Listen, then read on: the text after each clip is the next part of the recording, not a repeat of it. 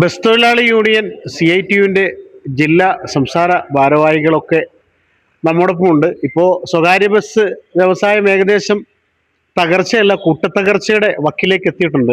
കാരണം Indira guarantee KSRTC ബസ്സിലെ ആണെന്ന് പറയുന്നു. നേരത്തെയും പ്രശ്നങ്ങളിലായിരുന്നു, അതിജീവിച്ച് മുന്നോട്ട് പോവുകയായിരുന്നു. ബസ് ഉടമകളാണ് ഇപ്പോൾ ഈ ഉള്ളവരൊക്കെ. ഇന്ദിരാ ഗ്യാരണ്ടിയെ കുറ്റം പറയുന്നില്ല, സ്ത്രീകൾക്ക് അതൊരു വിപ്ലവകരമായ പദ്ധതിയാണ്, നല്ല പദ്ധതിയാണ്. പക്ഷേ ഈ സ്വകാര്യ ബസ്സുകളൊക്കെ കൂട്ടത്തകർച്ചയിലേക്ക് പോയി. ഇതോടുകൂടി 1000 1500 അതിഥി തൊഴിലാളികൾ ഉണ്ടാക്കുമ്പോൾ ഒരു ദിവസം സ്വകാര്യ ബസ്സിലെ തൊഴിലാളികൾക്ക് 300 400 ഒക്കെയാണ് കിട്ടുന്നതെന്ന് അവർ തന്നെ പറയുന്നു, ബസ് ഉടമകളും പറയുന്നു. മന്ത്രി ഒരു കാര്യം അവരോട് പറഞ്ഞിട്ടുണ്ട്, എന്തെങ്കിലുമൊക്കെ വരുമാനം ഉണ്ടാക്കുന്ന മാർഗങ്ങളൊക്കെ കണ്ടെത്തണമെന്ന്. അപ്പോൾ ഇനിയിപ്പോൾ ഇവരോട് തന്നെ ചോദിക്കാം, മന്ത്രി തന്നെ നിങ്ങൾക്കൊരു ഉറപ്പ് തന്നേക്കല്ലേ വരുമാനം ഉണ്ടാക്കുന്ന എന്തെങ്കിലുമൊക്കെ മാർഗങ്ങൾ നോക്കണമെന്ന്.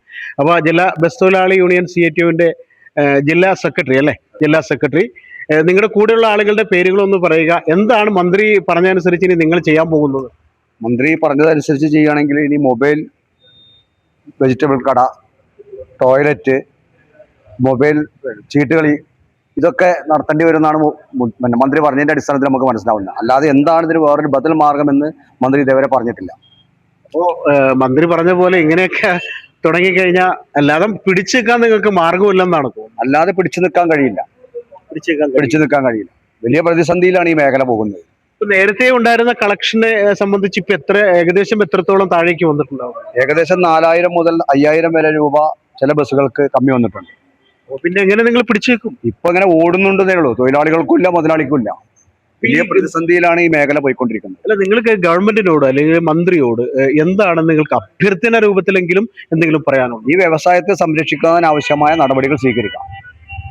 ഈ ഇപ്പോ KSRTCയിലെ ഇന്ദിരാ ഗ്യാരണ്ടി സൗജന്യ സ്ത്രീകൾക്കുള്ള യാത്ര, ഇതിലിപ്പോ പലരും പറയുകയുണ്ടായി, 1 ലക്ഷം രൂപ ശമ്പളം വാങ്ങുന്നവരും ഫ്രീ ആയിട്ട് പോകുന്നു, സാധാരണക്കാരായ സ്ത്രീ തൊഴിലാളികളും ഫ്രീ ആയിട്ട് പോകുന്നു. അപ്പൊ മാനദണ്ഡങ്ങൾ എന്തെങ്കിലുമൊക്കെ കൊണ്ടുവന്നാൽ ഒരു പക്ഷേ നിങ്ങൾക്ക് പിടിച്ചു വെക്കാൻ പറ്റുമോ? അല്ല, അങ്ങനെ പറയാൻ തൊഴിലാളി സംഘടന എന്ന രൂപത്തിൽ കഴിയില്ല. ഇത് സർക്കാർ സ്ത്രീകൾക്ക് കൊടുത്തൊരു അവകാശമാണ്, അതിന് നമ്മൾ തർക്കിക്കുന്നില്ല. പക്ഷെ ഞങ്ങൾ ഈ മേഖലയെ പിടിച്ചു നിർത്താനും തൊഴിലാളികളെ സംരക്ഷിക്കാനും ആവശ്യമായ ഇടപെടൽ സർക്കാർ നടത്തണം. അപ്പോൾ ജില്ലാ ബസ് തൊഴിലാളി യൂണിയന്റെ വൈസ് പ്രസിഡന്റ്, എല്ലാ ഭാരവാഹികളുടെയും പേര്, സംസ്ഥാന കമ്മിറ്റി അംഗങ്ങളുണ്ട്, ജില്ലാ ഭാരവാഹികളുണ്ട്, മുഹമ്മദ് അലി മാടാല, എന്താ ചെയ്യാൻ പറ്റുക? ഇപ്പൊ നിങ്ങൾ ഇങ്ങനെയൊക്കെ പോയി കഴിഞ്ഞാൽ അവസാനം ബസ്സുകൾ കട്ടപ്പുറത്തല്ല എവിടെയെങ്കിലും കൊണ്ടുവന്ന് ഉപേക്ഷിച്ചിട്ട് പോകേണ്ട അവസ്ഥയാണെന്ന് കഴിഞ്ഞ ദിവസം പെരിന്തൽമണ്ണയിൽ വെച്ച് ഒരു ബസ് ഉടമ പറയുകയുണ്ടായി. എന്താണ് നിങ്ങൾക്ക് മുന്നോട്ട് പോകാൻ ചെയ്യാൻ കഴിയുക? നമ്മൾക്ക് ചെയ്യാനുള്ളത് എന്താ വെച്ചാൽ, ഗവൺമെന്റ് തലത്തിൽ മതിയായ KSRTC കൊടുക്കുന്ന KSRTC കൺസെഷൻ കൊടുക്കണേനോ സ്ത്രീകൾക്ക് ഫ്രീ കൊടുക്കണേനോ ഞങ്ങൾക്ക് യാതൊരു എതിർപ്പില്ല, സ്വാഗതാർഹമാണ്. പക്ഷേ നമ്മൾക്ക് കൂടി ജീവിക്കാനുള്ളൊരു മാർഗം ഗവൺമെന്റ് തന്നെ പറഞ്ഞുതരാം. ഞങ്ങൾക്കൊന്നും വേറെ പണികളറിയില്ല, ജോലി അറിയില്ല. ഒന്നെങ്കിൽ ഓട്ടോറിക്ഷ, അത് ആ ഓട്ടോറിക്ഷയും മറ്റേ താഴത്താ കിടക്കണം. ഈ ബസ് വന്ന ആളെ കയറ്റിയാലുള്ള ഓട്ടോറിക്ഷക്കാർക്ക് ഓടാല്ലേ, അവരും താഴെയാണ്. നമുക്ക് ഈ ഓട്ടോറിക്ഷ പണി അല്ലെങ്കിൽ ബസ്സിലെ പണി എന്നല്ലാതെ വേറെ ഒരു ജോലി അറിയില്ല. അപ്പോൾ നമുക്കിപ്പോൾ എന്താ ചെയ്യുക? ഇത് ഗവൺമെന്റ് തലത്തിൽ ചെയ്യാൻ പറ്റുന്ന എന്താണെന്ന് വെച്ചാൽ, സബ്സിഡി ഇനത്തിൽ KSRTC കൊടുക്കുന്ന അതേ സംവിധാനത്തിൽ ബസ്സുകൾ കൂടി സബ്സിഡി ഡീസലുമേ കമ്മിയായി കഴിഞ്ഞാൽ അതൊരു ഗുണമായിരിക്കും. അതേപോലെ തന്നെ മറ്റുള്ള മാർഗങ്ങൾ എന്താണോ, മന്ത്രി പറഞ്ഞ രീതിക്കുള്ള കച്ചവടം തുടങ്ങണേലും വേണമല്ലോ ബാങ്കിൽ നിന്ന് ലോൺ എടുക്കുക. എന്തെങ്കിലും ഒരു കടല കച്ചവടത്തിനൂടി ഇപ്പോൾ പണി ദിവസം ഒന്നും കിട്ടാത്ത കണ്ടീഷനിൽ ഇപ്പം നിൽക്കണേ. ഇനിയിപ്പോൾ ഒരു പച്ചക്കറി മീൻ മാർക്കറ്റൊക്കെ 1 കിലോ മീനൊക്കെ 200. ഈ യുഗത്തിൽ തന്നെ ഞങ്ങളെ കുടുംബം ജീവിച്ചു പോകേണ്ടത്. ഇന്ന് മത്തിക്ക് 200 വില വെച്ചപ്പോൾ. അപ്പൊ ഇനിയിപ്പോൾ ഒരു പെട്ടി മത്തി എടുക്കണമെങ്കിലും വേണം ലോൺ എടുക്കുക. അതാണ് ഇപ്പൊ ഞങ്ങളെ സ്ഥിതി. എന്ത് ചെയ്യണമെന്ന് അറിയാത്തൊരു രീതിയാണ്. ചാർജ് വർധനകൊണ്ട് ഇതുകൊണ്ട് ഒരു ഗുണം കിട്ടൂല, യാത്രക്കാർ കമ്മിയാവേ ചെയ്യുള്ളൂ. ഇതിന് സബ്സിഡി ഇനത്തിൽ കൊടുക്കുക, അത് ഗവൺമെന്റ് ഏറ്റെടുക്കുകയാണെങ്കിൽ അത്രയും നല്ലത്. അതാണല്ലോ ഇപ്പോൾ ഉടമകളും പറയണത്. കിലോമീറ്ററിന് 55 രൂപ വിധത്തിൽ ഗവൺമെന്റ് ഏറ്റെടുക്കണം എന്നാ പറയണത്. അല്ല, ഇപ്പോൾ ഗവൺമെന്റ് ഇപ്പോൾ ഈ സൗജന്യ യാത്ര തുടങ്ങിയതിന് ശേഷം KSRTCക്ക് എല്ലാ ദിവസവും നല്ല നഷ്ടമുണ്ട്. അപ്പൊ പിന്നെ ഇതും കൂടി ഏറ്റെടുക്കുന്ന കാര്യമൊക്കെ ഗവൺമെന്റിന്റെ കാര്യത്തിൽ ഉണ്ടാവില്ല. ഏതായാലും ബാക്കിയുള്ളവരോടും കൂടി ചോദിക്കാം നമുക്ക്. ഇതിപ്പോ ഇങ്ങനെ പോയി കഴിഞ്ഞാല്, എന്താ പേര്? ജാഫർ. നിങ്ങളുടെ കൂടെയുള്ള എല്ലാവരുടെയും പേര് കൂടി ഒന്ന് പറഞ്ഞേ. ജില്ലാ സെക്രട്ടറി അനി, ജില്ലാ കമ്മിറ്റി മെമ്പർ മാടാര മുഹമ്മദ് അലി, ജില്ലാ കമ്മിറ്റി മെമ്പർ ഹംസ, അതുപോലെ തന്നെ അലി പൈനാട്, പടപ്പറമ്പ് ഉസ്മാനാക്ക, ഇങ്ങനെയാണ് എല്ലാവരും ഉണ്ട്. സംഘടന. അപ്പൊ ഞാൻ പറയട്ടെ, ഇദ്ദേഹം ഇപ്പൊ മന്ത്രി പറഞ്ഞ പോലെ നിങ്ങൾക്ക് വേണമെങ്കിൽ വേറെ എന്തെങ്കിലും വരുമാനം ഉണ്ടാക്കാൻ പറ്റുന്ന എന്ത് മാർഗമാണ് ഇനി കൊണ്ടുവരാൻ പറ്റുക എന്ന്? അല്ല, ഇതിലൊരു കാര്യം മനസ്സിലാക്കി പോകേണ്ടത്, സംസ്ഥാനത്തെ 14 ജില്ലയിൽ നിന്നും വ്യത്യസ്തമായിട്ടാണ് മലപ്പുറം ജില്ലയിലെ തൊഴിലാളികൾ ഈ പ്രശ്നത്തെ അഭിമുഖീകരിക്കുന്നത്. കാരണം മറ്റു ജില്ലയിലൊക്കെ ഫെയർ വേജസിലാണ് തൊഴിലാളികൾ ജോലി ചെയ്യുന്നത്. സ്വാഭാവികമായിട്ട് അവർക്ക് താരതമ്യേന കളക്ഷൻ കുറഞ്ഞാൽ പോലും അവരുടെ വരുമാനത്തിൽ ചെറിയ ഗണ്യമായ കുറവേ ഉണ്ടാവുള്ളൂ. പക്ഷെ മലപ്പുറത്തെ തൊഴിലാളിനെ സംബന്ധിച്ചിടത്തോളം കളക്ഷൻ പദ്ധതിയിലാണ് ഇവിടെ അവർക്ക് കൂലി നിശ്ചയിക്കുന്നത്. സ്വാഭാവികമായിട്ടും ഒരു വണ്ടിക്ക് 5000-6000 രൂപ കളക്ഷൻ കുറഞ്ഞാൽ അതിൻ്റെ ബത്ത കുറയുമ്പോൾ സ്വാഭാവികമായിട്ടും ഒരു പിച്ചക്കാരനൊക്കെ കിട്ടേണ്ട ഒരു ശമ്പളം പോലും കിട്ടാത്ത സ്ഥിതിവിശേഷമാണ് മലപ്പുറം ജില്ലയിലെ ബസ് തൊഴിലാളികൾക്കുള്ളത്. ഇത് മലപ്പുറം ജില്ലയിലെ ബസ് ഉടമകൾ മനസ്സിലാക്കി പോകേണ്ട ഒരു കാര്യം, ഈ പ്രകടന പത്രികയിൽ UDF ഇങ്ങനെ മുന്നോട്ട് വെച്ചപ്പോൾ ഇപ്പോൾ തൊഴിലാളികളുടെ ആശങ്ക തോളിലേറ്റ് നടക്കുന്ന ഉടമകൾ എന്തുകൊണ്ടാണ് അന്ന് പ്രകടന പത്രികയിൽ പറഞ്ഞ ഈ ഒരു സൗജന്യ യാത്രയെ സംബന്ധിച്ച് ഒരു അക്ഷരം മിണ്ടാതെ മലപ്പുറം ജില്ലയിൽ മൊത്തമായും UDF സ്ഥാനാർത്ഥികൾ വിജയിപ്പിക്കുന്നതിന് വേണ്ടിയും ഇടതുപക്ഷത്തെ പരാജയപ്പെടുത്തുന്നതിന് വേണ്ടിയും വ്യാപകമായിട്ട് പ്രചരണവും ക്യാമ്പയിനും നടത്തിയ വിഭാഗമാണ് ബസ് ഉടമകൾ. പക്ഷേ ഇപ്പോൾ ഈ വ്യവസായം തകർന്നപ്പോൾ സ്വാഭാവികമായിട്ടും അവർക്ക് തെറ്റ് മനസ്സിലാക്കി എന്നുള്ളത് ഞങ്ങളെ സംഭവത്തിലുള്ള സന്തോഷകരമായ കാര്യമാണ്. എന്നാലും ചുമരുണ്ടെങ്കിലേ ചിത്രം വരയ്ക്കാൻ പറ്റുള്ളൂ എന്നുള്ള ഒരു ബോധ്യം ഈ ജില്ലയിലെ ട്രേഡ് യൂണിയനെ സംബന്ധിച്ചിടത്തോളം ഉണ്ട്. അതുകൊണ്ട് തൊഴിലാളികളുടെ ജോലി സംരക്ഷിക്കുന്നതോടൊപ്പം തന്നെ ഈ വ്യവസായം സംരക്ഷിക്കുന്ന രൂപത്തിലേക്ക് ഒരു മോട്ടോർ നയം നടപ്പിലാക്കാനാണ് ഈ ഗവൺമെൻറ് ശ്രമിക്കേണ്ടത്. മാത്രമല്ല, വ്യത്യസ്ത ജില്ലയിൽ വ്യത്യസ്ത ഡിപ്പാർട്ട്മെൻറ്റുമായി ബന്ധപ്പെട്ടുവിട്ട് ഈ തൊഴിലാളികളുടെ പ്രശ്നങ്ങൾ പഠിക്കാൻ ഒരു സമിതിയെ നിശ്ചയിച്ചുകൊണ്ട് ഓരോ ജില്ലയിലും വ്യത്യസ്ത പ്രശ്നങ്ങളാണ് ഈ മേഖലയുമായി ബന്ധപ്പെട്ട് അനുഭവിക്കുന്നത്.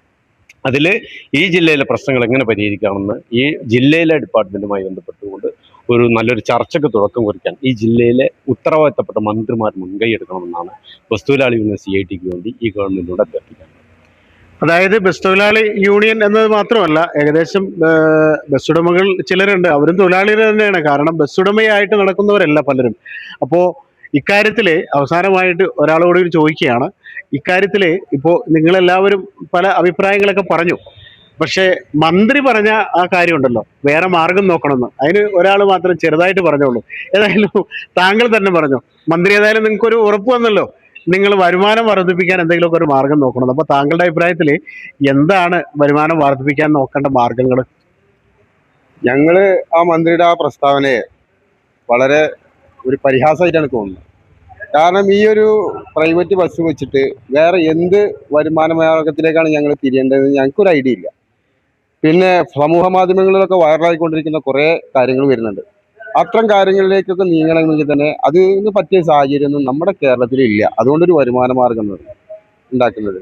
അപ്പോൾ അത് ഞങ്ങളെ പരിഹസിക്കുന്ന ഒരു നടപടിയാണ്, അല്ലെങ്കിൽ ഒരു പ്രസ്താവന ആയിട്ടാണ് ഞങ്ങൾക്ക് ട്രേഡ് യൂണിയൻ അത് മനസ്സിലായത്. അതായത് മൊബൈൽ റെസ്റ്റോറൻറ്റ്, മൊബൈൽ തട്ടുകട, പിന്നെ മൊബൈൽ, നേരത്തെ അദ്ദേഹം പറഞ്ഞ പോലെ ചിട്ടുകളി ക്ലബ്ബ് എന്നൊക്കെ പറഞ്ഞ പോലെ മൊബൈൽ, അല്ലെങ്കിൽ പിന്നെ എന്താ പറയാ, ഒരു ടൂറിസ്റ്റ് ഹോം എന്നൊക്കെ പറയില്ലേ, അതുപോലെ എന്തെങ്കിലും. സത്യത്തിലേ ഈ മന്ത്രി കേരളത്തിലെ തൊഴിലാളികളെ കൊഞ്ഞനം കുത്തി കാണിക്കുന്നതിന് തുല്യമായിട്ടാണ് പ്രസ്താവനയായിട്ട് നമ്മൾ കാണുന്നത്. കാരണം മറ്റു മാർഗം തേടാന്നൊക്കെ പറയുമ്പോൾ ഈ മേഖലയിൽ പണിക്കുന്ന തൊഴിലാളികളെ മനുഷ്യരായി കാണാത്ത ഒരു മനുഷ്യനായിട്ടാണ് ഈ ഗതാഗത മന്ത്രി നമ്മൾ ഈ പ്രസ്താവനയുമായി ബന്ധപ്പെട്ട് കൂട്ടിയോജിപ്പിക്കേണ്ടത്.